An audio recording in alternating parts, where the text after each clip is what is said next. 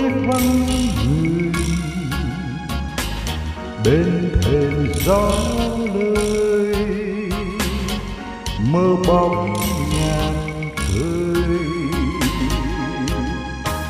Mưa rơi màn đêm xuống rồi, mây sầu khắp nơi, chuông nhớ đầy vơi. Bâng khuâng nghe tiếng tơ rượu sang, nhìn lá úa theo hoa tàn, tiếng than phút giây ly tan. Ai đi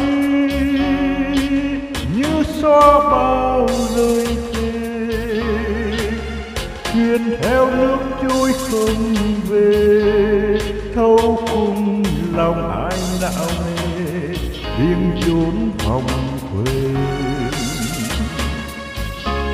Mưa rơi điêu hiu dưới trời, đêm dài vắng ai, thương nhớ nào nguôi.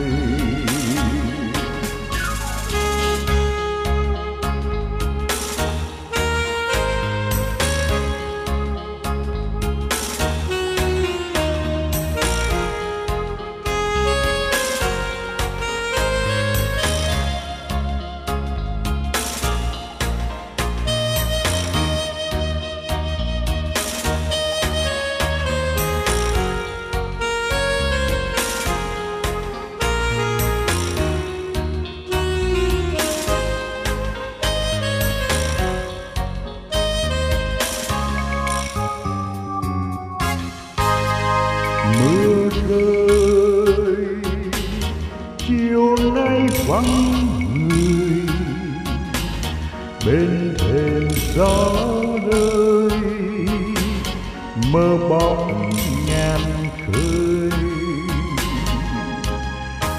Mưa rơi màn đêm xuống rồi, mây sầu khắp nơi, thương nhớ đầy vơi.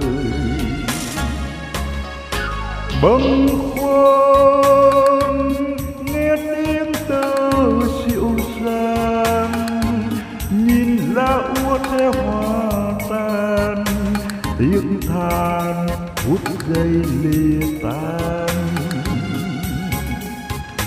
Ai đi như xóa bao lời thề,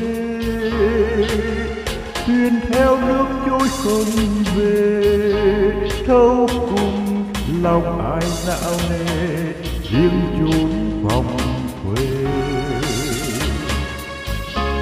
Mưa rơi điêu hiu dưới trời, đêm dài vắng ai, thương nhớ nào nguôi.